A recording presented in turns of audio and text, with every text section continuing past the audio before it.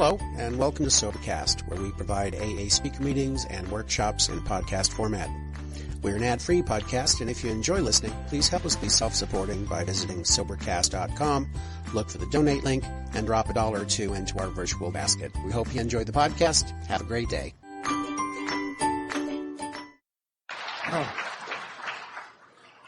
Hello, my name's Matt, and I'm an alcoholic.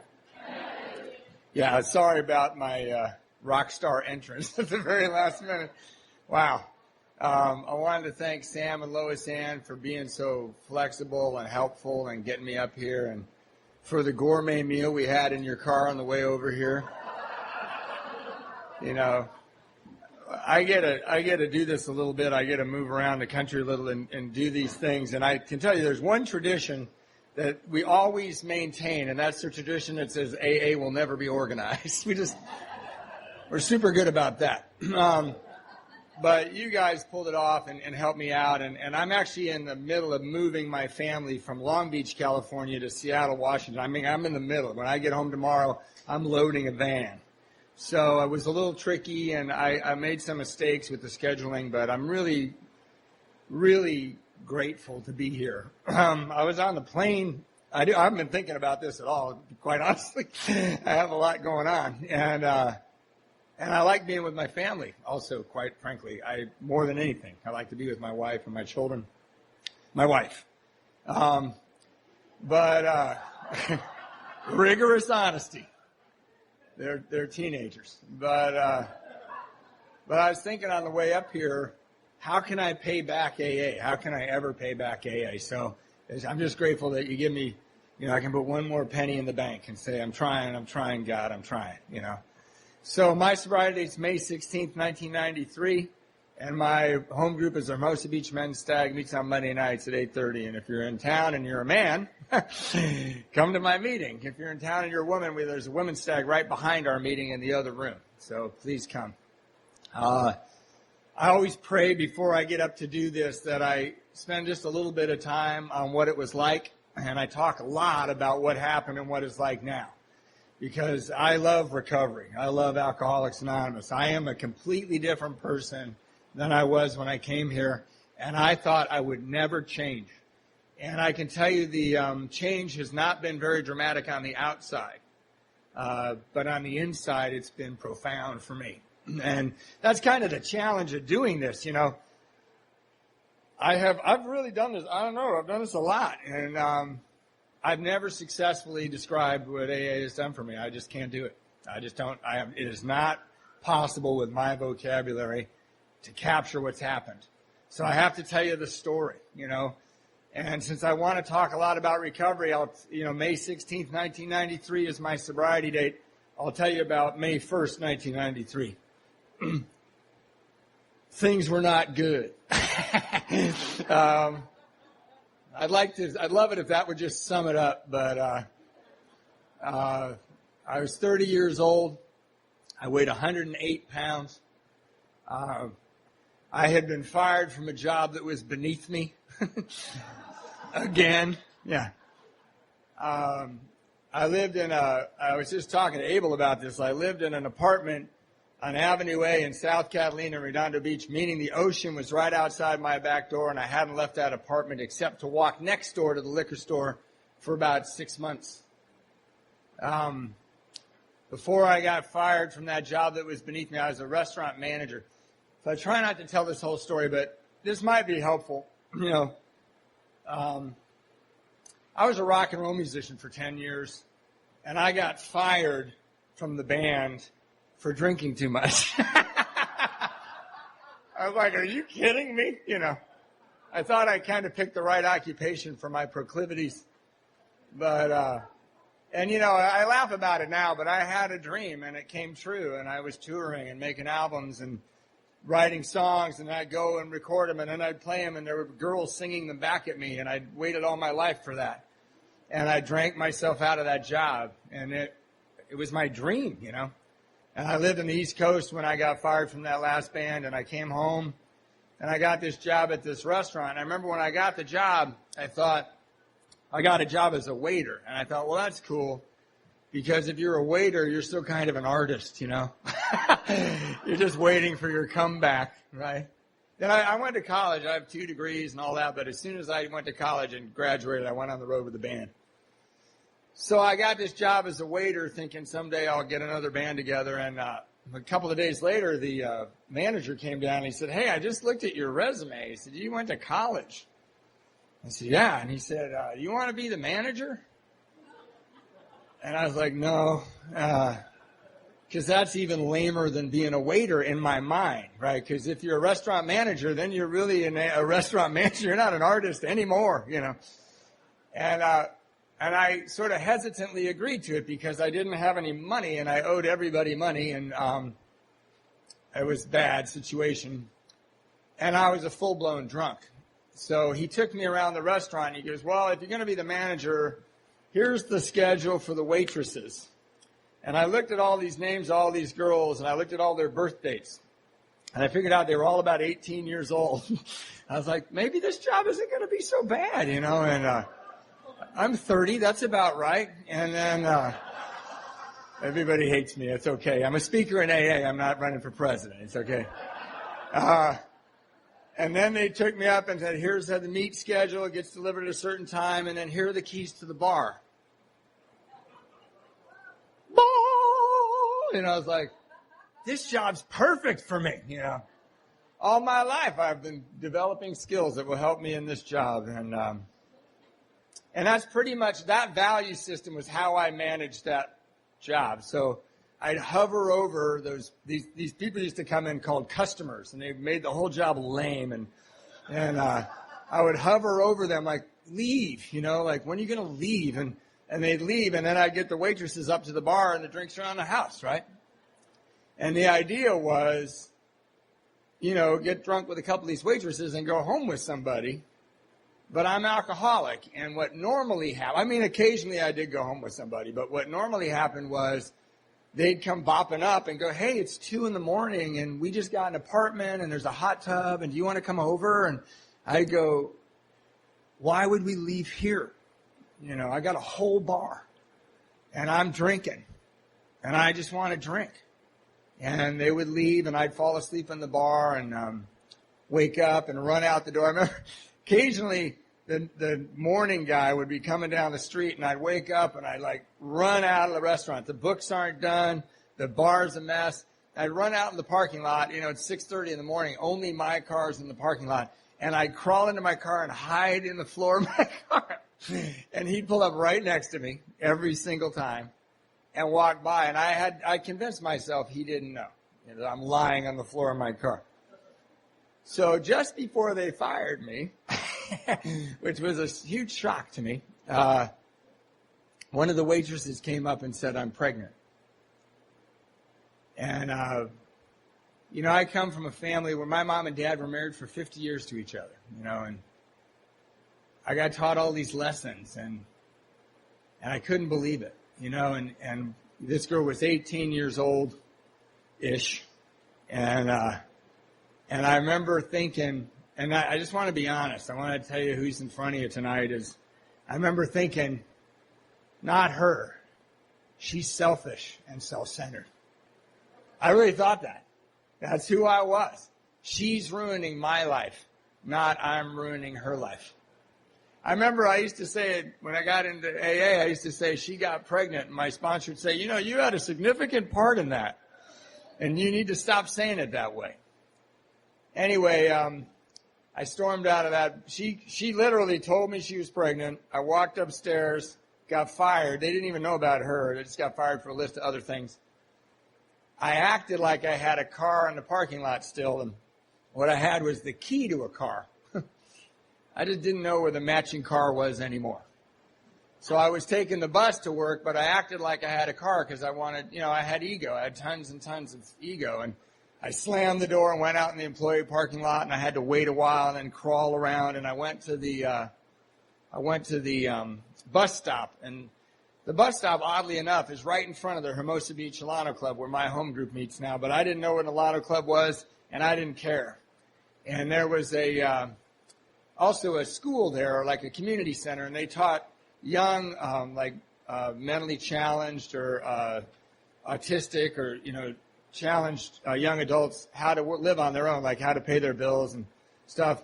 So I walk up there, I got snot coming out of my nose. I weigh about 112. I haven't quite hit bottom yet.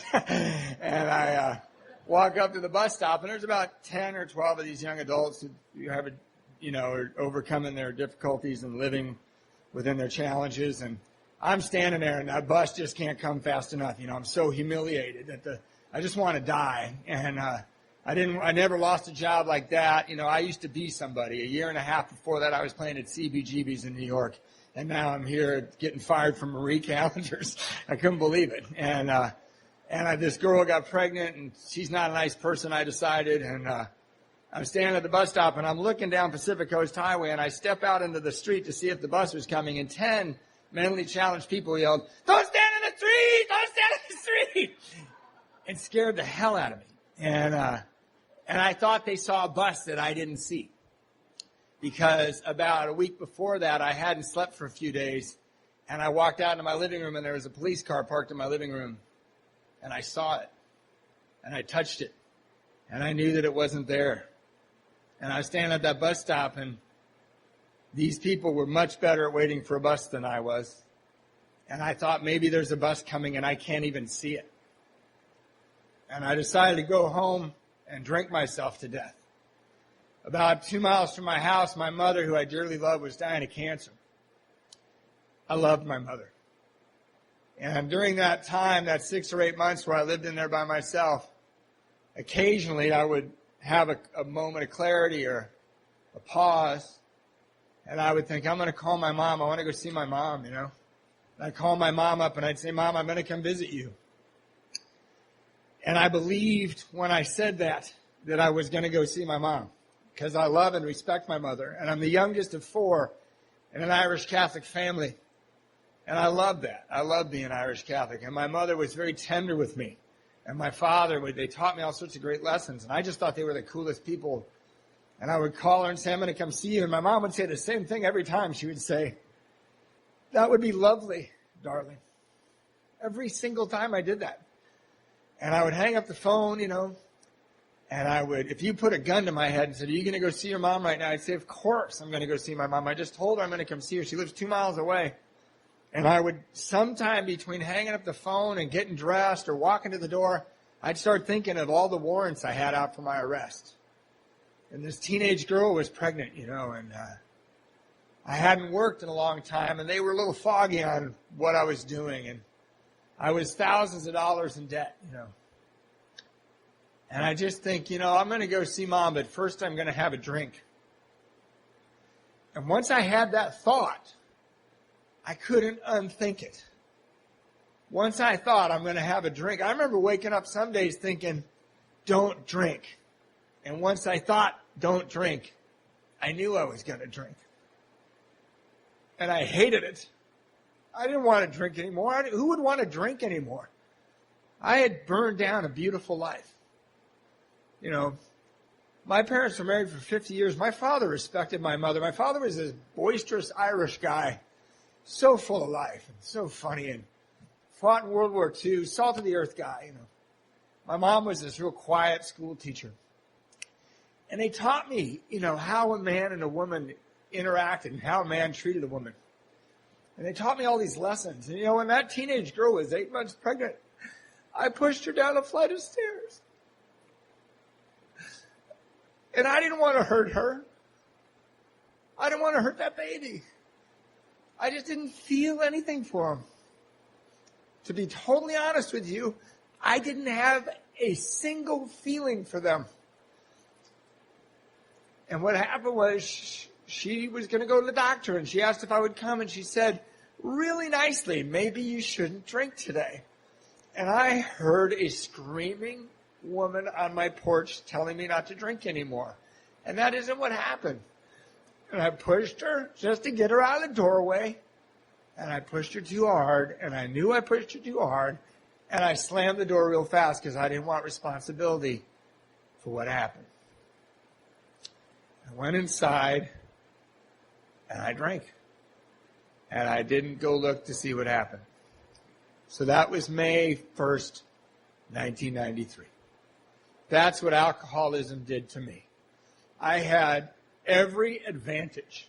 I had two people that loved and cared about me, and I sponsor a lot of people in AA, and I know that's not true for a lot of us. I know that's not true. I had I wouldn't say a functional family, but certainly an interesting and fun family to be a part of. There was a lot of weird stuff going on. My brothers were alcoholics. My dad was manic depressive. But I thought everybody was awesome because I was way later. I'm one of the few people that still thinks Catholics should not believe in birth control because I wouldn't be here if they did. I was born 7 years after my brothers and sisters. I was an Irish surprise is what my father used to call me. But I had all this character lessons and all these great examples, and I pawned it all to pay for the party.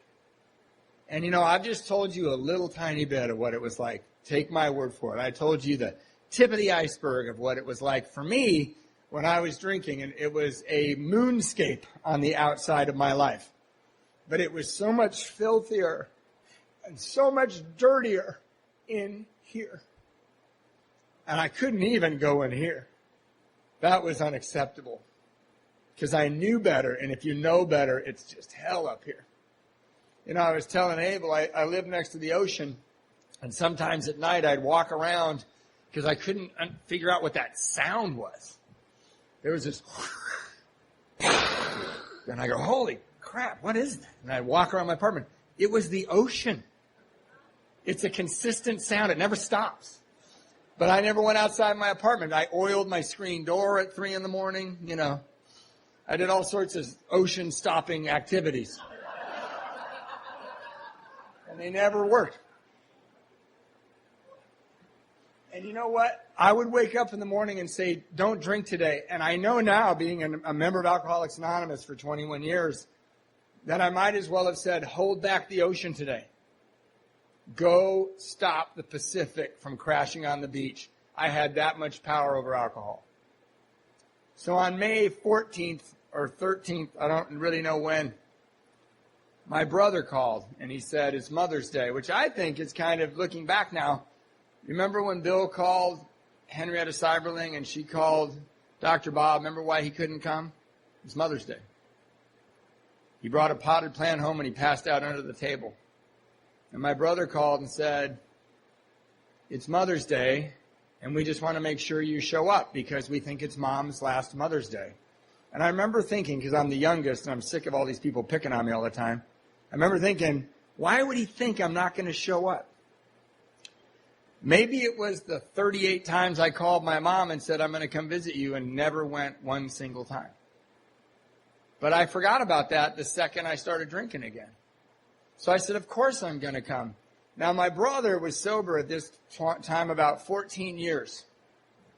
He had ended up living in his car before he got sober. And he was my hero. He played the drums. He looked like Paul McCartney. I thought he was the coolest guy on earth. And he said, I'll come get you because I know you're having car trouble. Because when you're Irish Catholic and your car trouble consists of, I have this key, I just don't know where the car is, that's car trouble, and we don't like to embarrass you, Why would we bring out the big elephant in the living room? Let's just call it car trouble. So he came to get me, and on his way I was like, oh God, looking around the apartment. And I had a lot of explaining to do, I had SWAT-proof blankets on the windows. Anybody have those? They're going to stop the SWAT team. And that's conniving to get punky old me out of my apartment. I had all sorts of weird stuff going on there, bottles on the floor. I used to make collages at night. I'd rather not get into that. And I had dishes in the sink from the Reagan administration, because I was a single guy. And my brother came, and I walked outside, and I remember the look on his face, because I didn't know I weighed 108 pounds. Because what alcohol does to me is it takes a little bite. And I've been around here a long time, and I think if alcohol took our happiness and our lives and all the worthwhile things in one big swoop, we'd all come to AA, right? Immediately. We'd all get sober. We'd all work the steps. We'd be so motivated. But alcohol took a bite, and I adjusted down. And it took another bite, and I adjusted down. And it took another bite. And pretty soon I was living in squalor, and I had no idea that I was living in squalor. It seemed like my life was the only real life there was. And my brother saw me, and he took me down to Mother's Day, and I still don't know. My sister actually tried to describe what that Mother's Day was like to me about 3 months ago. And it was awful. Apparently, I said really inappropriate things, and I don't remember exactly because I'd been up all night drinking. And my brother took me home, and on the way home, we got in a fight. And that was not unusual. Any other Irish Catholics, raise your hand. I know you're here. Okay. About half of you raised your hand. I appreciate that. But Irish people and Catholic people, with the way we get in fights, scream and yell at each other. Still neither of us knows what this fight was about. We scream and yell at each other. It's like two swans on a lake, right? Swans are floating along. They, blah, blah, blah, blah. Okay, see you at Thanksgiving. All right, see you later. That's how Irish people are. They're like, there's no big deal. Like, we yell at each other like we're going to kill each other. But this fight just got me. And I got out of my car. I think I was just so humiliated from every step of that last few months, and then seeing everybody. Whatever the reason was, I slammed the door, and I went inside, and I decided I wasn't going to lose this fight. And I waited for him to get home, and I think God took over. Because I picked up the phone, and I called my brother. He lived quite a ways away, and I started screaming at him. And I was laying out my reasons why I was right about whatever it was, And I would love to know, here's this dirt bag. I'm abusing women. I have a pregnant teenage girl across town. I can't get a job. I'm totally in debt. The police are after me. Drug dealers are after me. I haven't seen anybody in a long time, and I thought I had the moral higher ground. My brother was working a job, visiting my mom, had a house. But I thought, I'm going to win this based on my position. And I just screamed and yelled at him. And when I finally got done talking, it was not a discussion. I was yelling at him. I was standing, and the phone was on the floor, and I had the cord stretched up to my ear. And I ran out of steam, and he quietly said into the phone, Matthew, I think you have a problem with alcoholism. And what happened next, I believe, looking back on it, because I can't describe, I don't know why it happened, and I think I had a moment of grace. And my sponsor told me when I was newly sober that grace is an unwarranted gift. It's an undeserved gift. And it wasn't that my brother had said that. I'd heard that before from other people. But he said, I think you have a problem with alcoholism. And without me even thinking about it, without me premeditating in any way, out of my mouth came, of course I do. And I don't know why I said that. I can honestly tell you, I didn't think I was about to say that. I thought I was about to start lying again. And I remember what the carpet looked like in my apartment that moment. I remember the beige phone and the cord all stretched out. And I remember the dust particles through the sunlight, through the Venetian blinds. Because just for a second, I stepped into the present moment. And I hadn't been there in years. And it was just a huge relief. And my brother said the funniest thing. He said, don't go anywhere. I was like, well, okay. I was going to move to that end of the couch in a couple more weeks. But if you got plans, don't go anywhere. Where was I going to go? And my brother showed up at my door faster than should be physically possible for him to have gotten there. And I'm so grateful to him because my brother saw a window of willingness. And if you've been doing this a while and you do what the book says and you work with others to save your own life, you can see that. And it's like gold. If you see that window of willingness, you got to jump, right? And I didn't know any of this. I'm just humiliated dirtbag on the other end of the phone. And he said, don't go anywhere. And he was right in my doorway. And he opens the door and he inhaled and he goes, hey, let's go to the beach. This is a little ripe in there. And we went down to the beach and sat on a lifeguard stand. And I expected when we got to the beach, my brother would kick my ass and I'd never drink again. I really did. I thought my brother will beat me and I will stop drinking. I had some history with him to believe that might be the tactic he was going to use. But I also kind of wish somebody would do that. Because I hated myself. The person whose company, I hated you, because I didn't like your company because you made me uncomfortable. But the person who made me more uncomfortable than anyone else on earth was in my skin.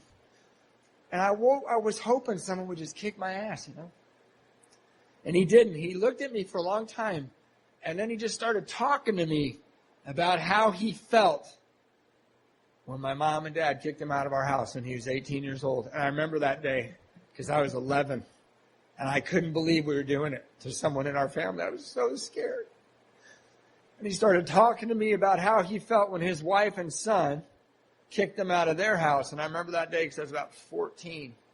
And he called me because he had no one left. He called his little brother, and he cried into the phone. And I remember saying to him, maybe you should stop drinking. And I remember exactly what he said. He said, you don't understand. And then he started talking to me about how he felt when he lived in his car. And I remember when he lived in his car because I was 16 years old. I was going to high school, and I'd borrow my dad's car, and I'd try to find him.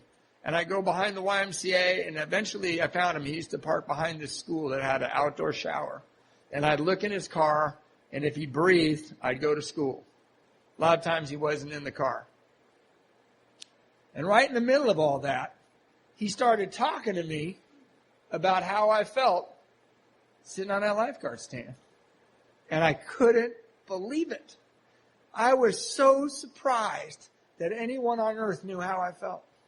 I couldn't believe it. And my guard fell away. And I ran out of cigarettes. And those two things are very important for my recovery. Because when I ran out of cigarettes, I got tired of listening to him. So I raised my hand up and said, man, you're right. I got to go to AA. And he kind of focused on me, and he laughed. He goes, you're not going to AA, man. You're going to a hospital. And I looked at him, and I got a little nervous, and I said, yeah, I can't do that. I'm busy. Anybody else busy? Yeah. What was I busy doing? I hadn't worked in months. And I don't know what I was thinking, who's not going to pay my bills? I'm the guy not paying my bills right now, Who's not going to, answer the phone? I'm the guy that does not answer that phone. That's my job. And he goes, I said, how long? And he goes, 30 days. And I go, there is no way I can leave all this for 30 days. And I was dead serious. I hadn't done anything in months. Anything. I walked next door to the liquor store. I pawned a couple guitars. And that's all I ever did. And he ignored me. And he walked me up to my porch. And he said this weird thing. I walked up to the porch, and I was pretending to fumble for my keys. And I never locked the door from the outside. Because I was terrified of locking myself out of my apartment. It was my capsule. So I knew I didn't need to unlock the door, but I was kind of messing around. I don't know why. And he goes, hey, Matthew, don't die. And I looked at him, and I thought, uh-oh, he knows about the gun that I put in my mouth at night. Because I had this gun. My roommate, who was living somewhere else for a while and renting the apartment, he had this big gun with these hollow point bullets, and I used to stand in front of the window with it in my mouth and pray for courage. And I knew I couldn't kill myself because it would hurt my mother. It would hurt my father, but I really wanted to. And he said, don't die. And it felt like someone pulled my pants down. I felt like he knew what I was doing at night. But he didn't. He just saw my skeleton. And he saw my dead eyes. And he was an AA member for a long time, and he knew what was coming. And he knew it was coming fast. If you are 108 pounds and you're 5'10", you eventually have a heart attack from alcoholism. It's a fact. That's how you die.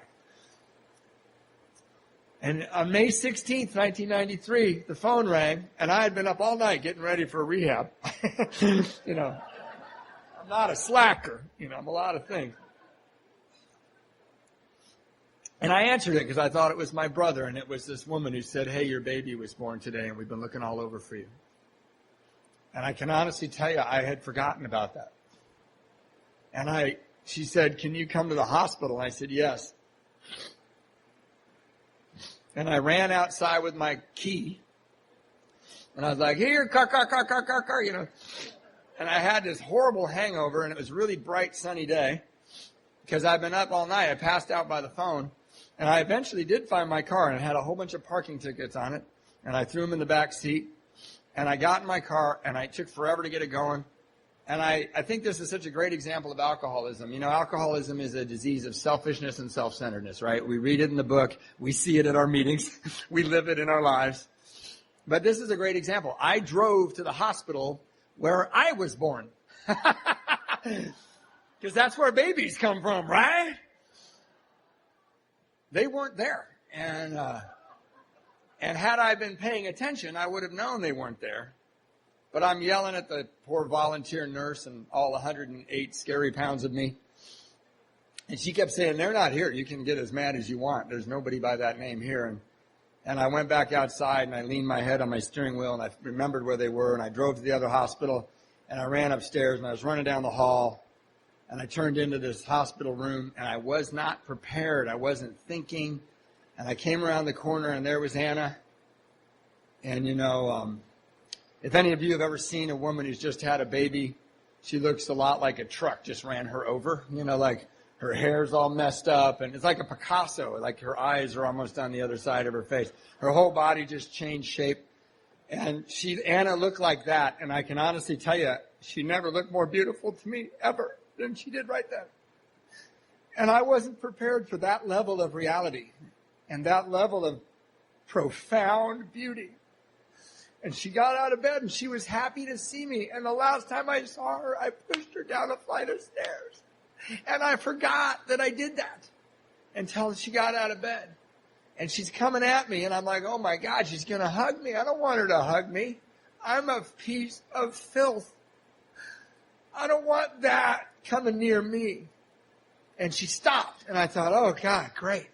And she turned and she reached into this glass sort of rectangular, thick plexiglass box, and she pulled out an angel of God named Phoebe Rose. And she handed me Phoebe Rose, and I would love to stand here in front of all you nice people and tell you that I had an awakening. I would love to tell you that I felt close to this baby. But I felt like dirt. I felt like trash. I felt worse than I've ever felt in my whole life. She was beautiful, and I was hideously ugly. I couldn't take it. I wanted to get as far away from them as I possibly could. And the first words out of my life, what my mouth in front of my daughter, was a lie. And I said, everything's going to be okay. And I prayed as I backed away from them. I was in that room for a minute. And my prayer was, I hope these two women never see me again. Because I'm going to hurt them. It's what I do. And I'm not going to mean it, and I'm not going to care, because I got to put it back here in the pile of tough stuff I don't care about. And I got out of there, and I was going home to the gun.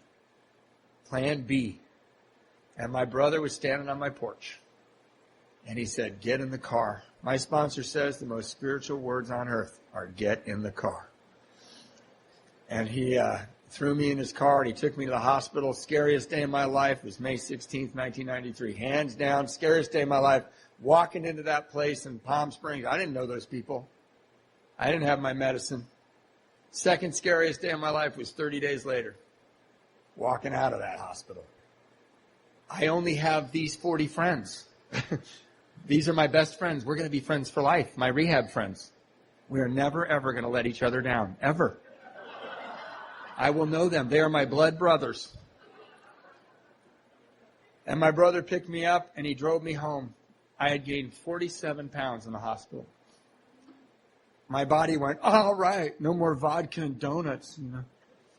And he dropped me off at my house and he said, another hilarious thing. He said, go to a meeting. And I remember thinking, these AA people are a little intense, you know. Go to a meeting. I've been 30 days in a hospital. I got a brand new baby. I got a mother who's dying of cancer. I owe everybody. I got stuff to do. I got to get a job and cure cancer. I got a lot on my shoulders, you know. And I lied. I lie, like first thing out of my mouth, lie. And I said, you know, that's a great idea. That's what I'm going to do. And I walked up to my front door and I opened my door and somebody handed me a beer. Actually, it wasn't a beer. It was a Coors. Sorry. All you Coors drinks are going, what is he talking about? And I looked in there, and they were snorting cocaine on my glass table. They were smoking pot in my kitchen. All my Olympic events were happening in there. And I hadn't had a visitor in a year. And there were 30 people partying in my apartment because that's the kind of people I hung around with. So I backed out, and I put a beer on my porch, and I ran away. Who here is in your first year of sobriety? Raise your hand if you're in your first year of sobriety. All right. I want to be totally honest with you. Welcome to Alcoholics Anonymous. I ran away not because I'd had a spiritual foundation in that hospital. I ran away not because I had a moment of clarity. I ran away for one reason and one reason only. I remember exactly what happened in my thinking. I was stunned that I had a beer in my hand. I hadn't had a beer in 30 days, and I couldn't believe my luck. And I looked at these people that I had lowered myself to spend all my time with, and I thought, Matthew, all you have in your whole life, all you can hang your hat on is 30 days of sobriety, just like the young woman over there with the red hair. You got 30 days of sobriety. And that's all I had, right? And I didn't want to lose it on those losers. That was the only extent of my thinking. And I ran away. And I thought I could very likely have been running to a bar or a liquor store. I did not know where I was running to. I ran for a while, and I went right up into a payphone, a phone booth. There's some young people here. They were glass, and they had like these doors. You're going to have to Google image it. I can't even describe it. And they had phones the size of nuclear warheads in them. And I went in there, and I looked up AA, Mr. 2 degrees. I got a degree in literature and a degree in religious studies. I was prone to alcoholism. And I couldn't find AA in the phone book, honest. I'm looking in the back under embarrassing stuff you should never have to look up in your adult life. And it's not back there. It's in the front, right near AAA. And I called, and I called AA, and the guy was like, I told him almost everything I've told you so far. I'm like, oh, the rock star, beer, Coors, baby, and the guy was so great. He listened to this blubbering, I thought he was going to help me, so I was informing him of my issues. And he said, yeah, where are you? And I go, I'm on the corner of Burl and Redondo Beach Boulevard. And he goes, okay, hold on. And I hear him flipping through some papers. And he goes, oh my God, that's so weird. I said, what? And he said, there's an AA meeting right across the street from where you're standing, and it's going to start in 15 minutes. I know. And you know what I said? What do you think I should do? Honestly. I was like, that's great. It's really nice you guys are getting together. What are you going to do for me? I got problems. I just explained. And the guy was so funny. He was silent for a minute. And then he goes, I think you should go to the meeting. But he said it more like, I think you should go to the meeting. And I went to the meeting, and it was a big speaker meeting. In Southern California, it's not unusual to have 400 or 500 people every week at a speaker meeting. And it was one of those, and I swear to God, there was one chair with a light on it that was empty. It had like a big, bright spotlight. And I was walking, strutting my new 47 pounds improved self to the seat, acting like I wasn't terrified. And I was terrified. And I walked up and sat down, and there was a speaker, and he wore a suit. I'm looking around, and I'm scared to death.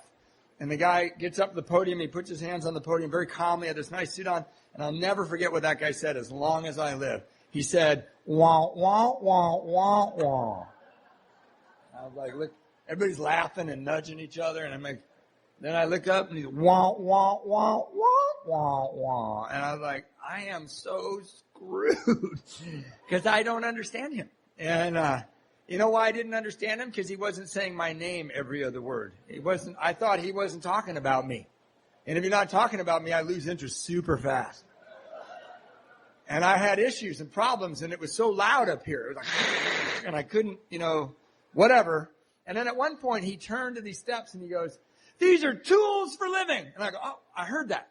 So I read them. And I thought, well, why did they write them in Chinese, man? I need tools. And it's like powerless and fearless inventory. Like I need taxman, lawyer, fatherhood. I need those kind of help. I thought I had issues. I didn't realize that these steps addressed every one of my issues. And as soon as that meeting was over, I sat right up I'm sure we said some prayer, and I tried to get out of there, and a friend of my brother said, "Hey, aren't you Neil's little brother?" And I said, "Yeah." And he looked at me and he goes, "Wow, I heard you look like crap." And I said, "Well, that was 30 days ago, man." And he said, "Can I give you a ride home?" And I said, "That'd be great, because I ran here." And we're walking out to the car, and he said, I'm slowing down, he's speeding up, I'm slowing down, he's speeding up. He turns around and goes, "What's your problem?" And I was lost. And I said, I don't think I can go back to my apartment. And I told him what was happening in my apartment. And he looked at the ground, and my brother's group was a really solid AA group. And as my mother was dying of cancer and my father was dying of heartbreak, they helped him. So he had been to my parents' house. And he said, "Hey, don't your parents live near here?" And I said, "Yes." And he goes, "Well, we could go there." And I said, "No, we can't go there, man." And if you raised your hand and you were in the first year of sobriety, I want to explain the delusion that I was living under. I want to explain something I wish somebody had taught me. My perception of going to my parents' house is, hey, I'm 30 years old. I'm a drug addict and an alcoholic. I've thrown away every good thing I've ever had. I've humiliated these people over and over. They're in the end of their lives. My mom's dying of cancer. At that time, they were married to each other about 45 years. My father's beside himself. I am not going to show up on their porch today and be one more problem in one more person's life. I'm not doing it. It's the worst possible thing that could possibly happen. It cannot happen. That was my perception. And the guy dropped me off at my parents' house. I found out people in AA don't listen to newcomers very often. It's okay. There's a good reason for that. And they dropped me off, and I only went up to the front door because the only other choices were other people's parents' house. I was in, the suburbs. And so I walk up, and I'm terrified. I want to run. And I knock on the door, and I wait, and I want to run. And my parents are from the Midwest, so they come to the door together. They always do that. And my mom's really sick, so it took a long time. And they open the door, and my mom's got this oxygen mask on, and my dad's standing there, and they were glad to see me. It came out of their eyes, and it hit me. It was unmistakable that they were happy to see me. And I didn't know why. And the truth was, my parents were married for 45 years to each other. They're madly in love with each other. My mom's dying of cancer. My dad's beside himself. And the kid that they've been on their knees praying for walked up and said, "Will you help me?" Their prayers got answered. I didn't know. How could I know? My perception and reality are usually much farther apart than I'm able to show you here at the podium. What my perception is doesn't matter. I moved in that night, and I learned lessons about love that I will never forget, ever. And would I do it again? I don't know. I was really, really crawling out of my skin. The first thing I did the first morning is I said, "Dad, I think there's a meeting at 7. I didn't know if there's a meeting at 7. I just had to get out of my parents' house. And I said, "I think there's a meeting at 7. He goes, "If you're going to a meeting, you can take the car." And I left the uncomfortable place. I had to get away from the uncomfortable place. And I went to the other uncomfortable place. You guys were awful. Y'all love each other and hugging. Everyone's hugging. Everyone has nice shoes. I have terrible shoes. I have holes in my shoes. Everyone's so comfortable in their own skin. It's so great for you. I just wanted to get a gun and stick it up on, blow my head off everywhere I went, because I had a lot of reasons to not really feel very comfortable. I don't know what happened in the hospital, but my one explanation, I heard an old timer say it. He said, you come into AA at 90 miles an hour, you're going to skid for a while. Yeah. And I kind of skidded through the hospital, I think. But I went to a meeting in the morning. I went home, and my dad would cry. My World War II vet dad would cry in my arms. He said, "I can't live without your mom. I don't know what to do." My giant of a dad. And I didn't realize, but as I did things and as I went to those meetings, I got more present in my body. I couldn't see that. And he trusted me. And when someone trusts you and you're newly sober, you want to be trustworthy. You graduate to be trustworthy as much as someone will trust you. That's my experience. And I still was uncomfortable because my dad's crying. What do I do with that? I've never seen the guy cry in his life. I'd go out to the car and go to a noon meeting. And one of those meetings was a meeting that was it was a step study. It was the surf and sand step study.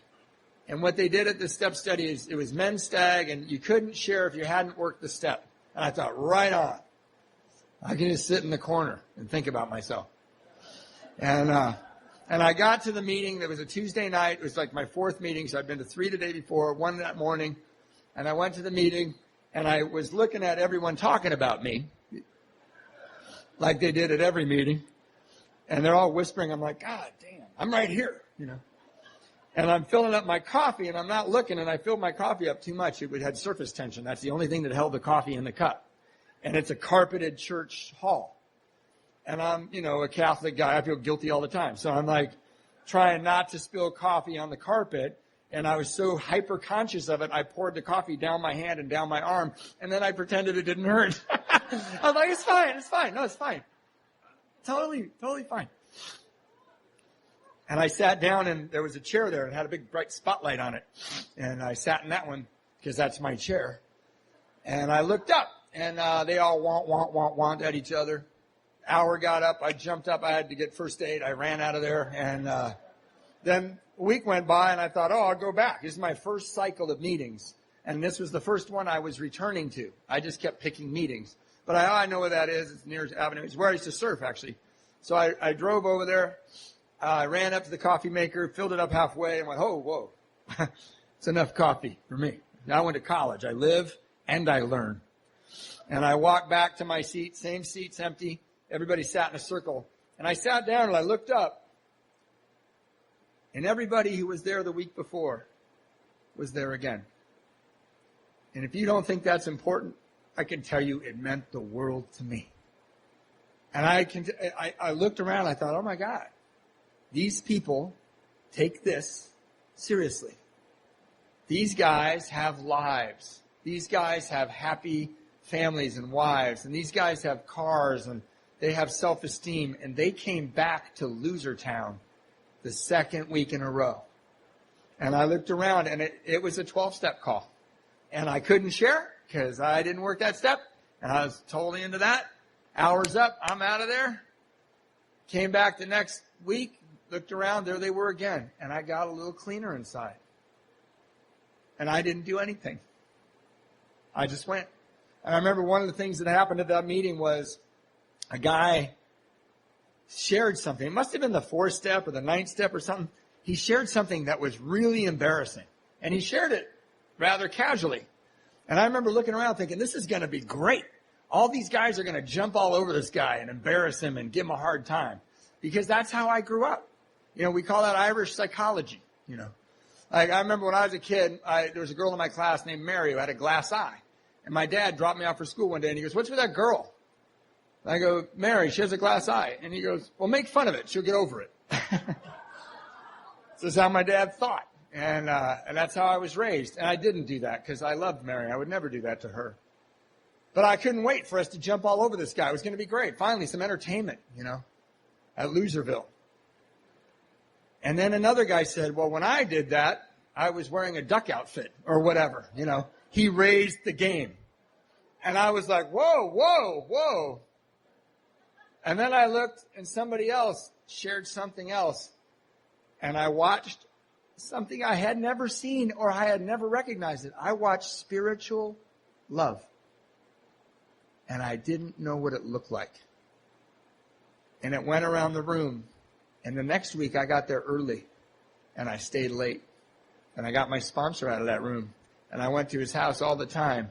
And I read the book with him. I remember he had this courtyard. He had one of those apartment buildings. And he was at the other end of the courtyard. And I swear, I'm so self-centered. I would open the little gate. I'd call him and he'd buzz me in. And I'd walk across that courtyard like everybody was staring at me through the windows going, there's one of those alcoholics coming.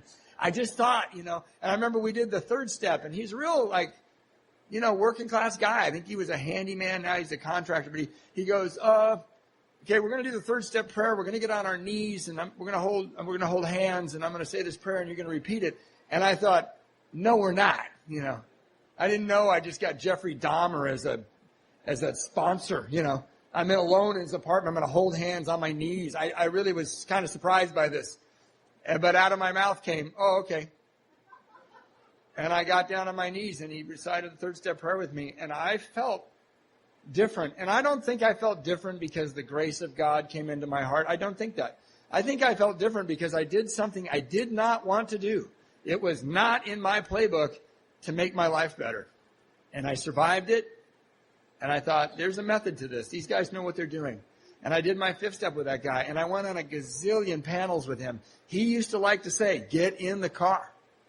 And sometimes I go, well, I don't know. And he goes, oh, did you have something to do at your parents' house? Like, whatever. And one day I'm walking in with him to a meeting. I think I was like 90 days sober. I was really new.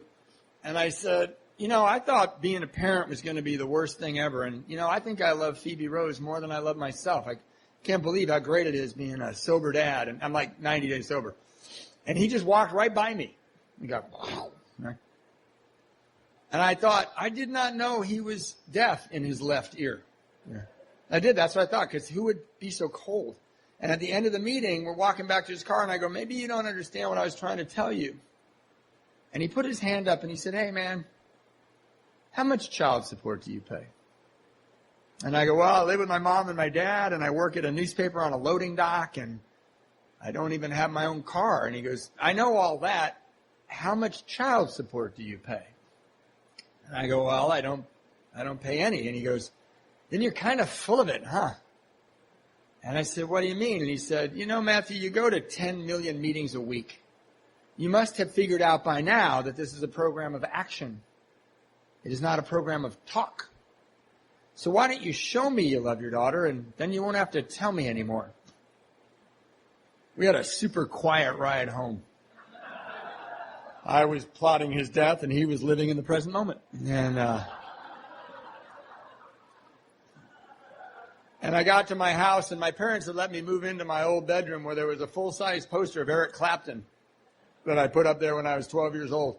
And I don't know about you, but when I was newly sober, I couldn't sleep. So Eric and I would have these late-night talks. And I went in there, and I was telling Eric what a dick my sponsor was and how I had to get a new sponsor. I was. Just totally, unashamedly what you got as a speaker tonight. Sorry. This is not a mental health competition. It's Alcoholics Anonymous. And I told him, and Eric was really wise that night. He didn't say anything. And halfway through my pacing around my bedroom, I thought, maybe I'm mad because he's right. So I called Anna and I said, how much, I should give you some money. And she said, oh, that'd be so great. I'm trying to go to college and this is harder than I thought it'd be. And I said, how much do you need? And I said, how much should I give you? And she goes, she goes, let's not do it that way. Super smart girl. I totally underestimated Anna. And I go, what do you mean? And she goes, well, let's do a percentage of your paycheck. And I go, okay, I'm working at a newspaper. But she was betting on a horse. I just didn't get it.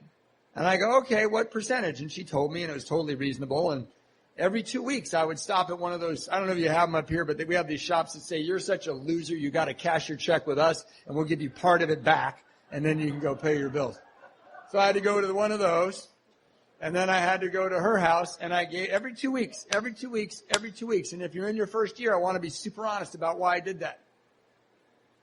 I did that for 2 reasons.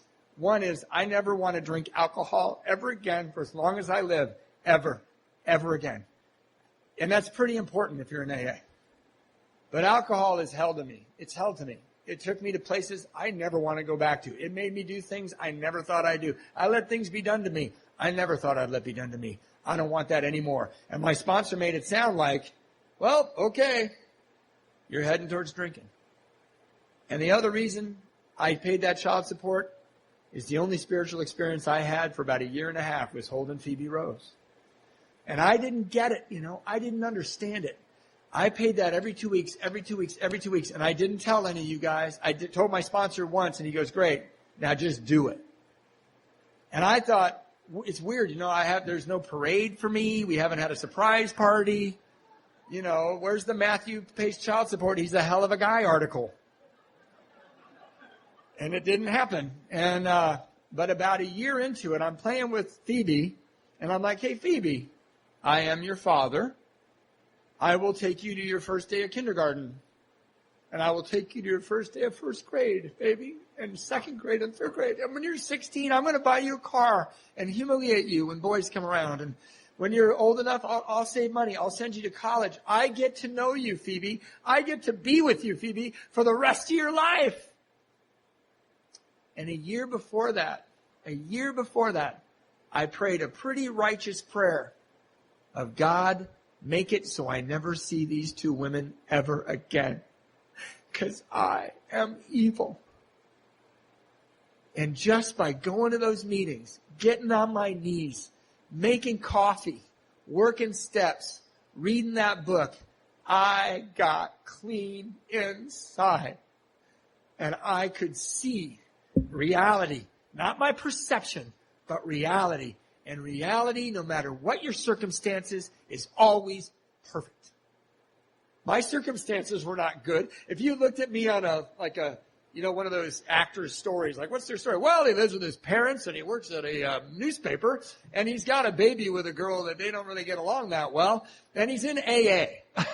It wasn't like, right on, I want his life, But I liked my life. You know why? Because I liked my own company. And I hadn't liked my own company for years. And you know how I figured out how to like my own company? Help you. That's the trick. That's the big secret. The alcoholism is the only disease on earth where you go, God, I need it. I need help. I need to stop drinking. And he says, try to help other people. And you think, is there another way? But my sponsor fooled me into helping other people. So now when I see things like I sponsor people and they say, I'm going to put myself at the top of my 8-step list because I clearly hurt myself the worst. You ever hear that? I've heard it about 100 times. And I'm prone to sarcasm. And I never say anything mean. I always say, hey man, this is what I always say. I say, why don't we move your name to the bottom of the list? You make about half of those amends and let me know if you still think you want to move yourself up. They're all amends to yourself. Every single one of them. It's about giving yourself back the character you pawned to pay for the party. It's so simple. I have paid all the money back. I owed tens of thousands of dollars. I have, by anybody's account, a charmed life. I met the woman of my dreams at a bus stop. It's a true story. I met her. I talked to her. 3 weeks later, we were engaged. We got married. We've been married. In July, we'll be married for 18 years. My wife is dark-haired, British, beautiful.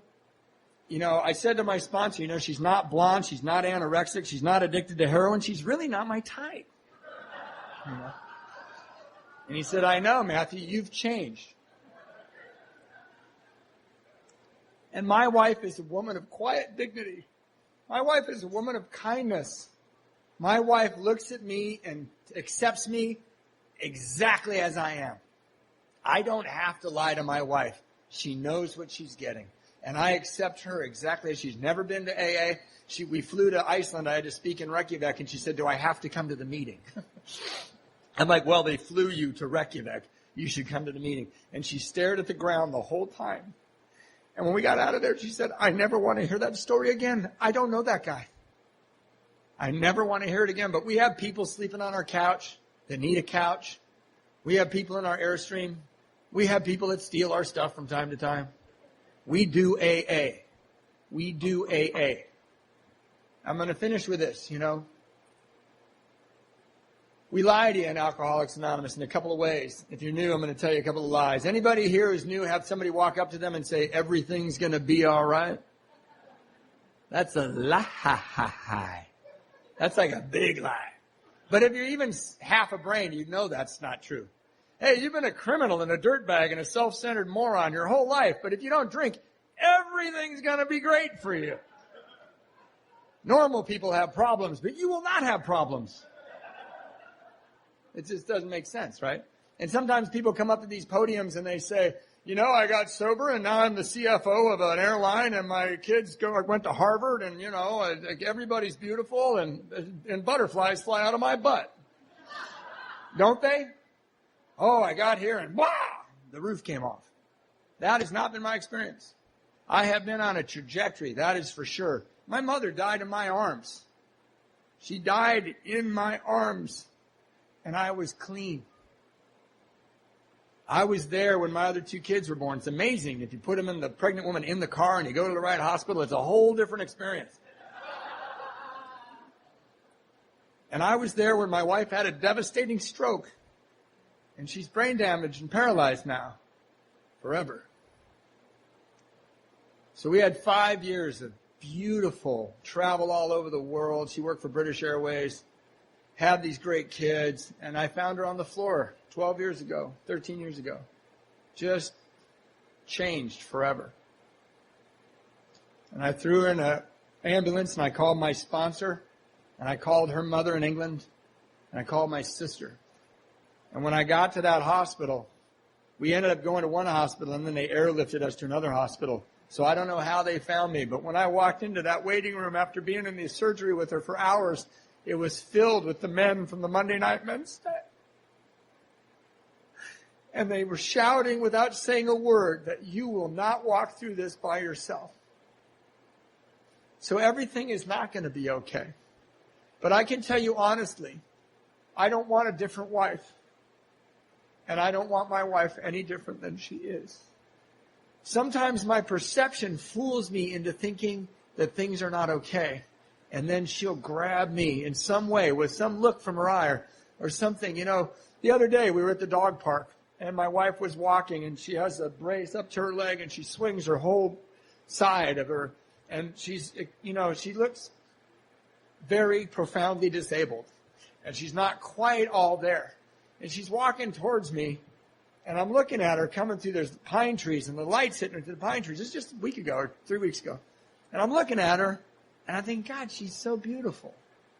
And she sings. She sees me looking at her and she sings, something in the way she moves. How can you not want to eat her up? Reality is always perfect. What Alcoholics Anonymous has given me, happiness instead of good circumstances. I have good circumstances too. But whatever my circumstances, they don't have to affect my happiness because I have a spiritual life. If you're having a problem with the God thing, let it go. That meeting where those men helped each other, that was the God thing. This countdown where those people stood up with joy and clapped, that was the God thing. Forget the word. It's the energy that somehow made you get up this morning and not have a drink till right now. Something you couldn't ever do. That's the God thing. Just throw it out. Don't worry about it. I am filled with that. I can see it. I see it. I saw it in the car. That's how we live. So when they say everything's going to be all right, they don't mean that. And if you're in your first year, what they mean is if you do these steps, no matter what happens to you, you are going to be all right. And I know that's true because I lived that. Thank you very much for letting me share.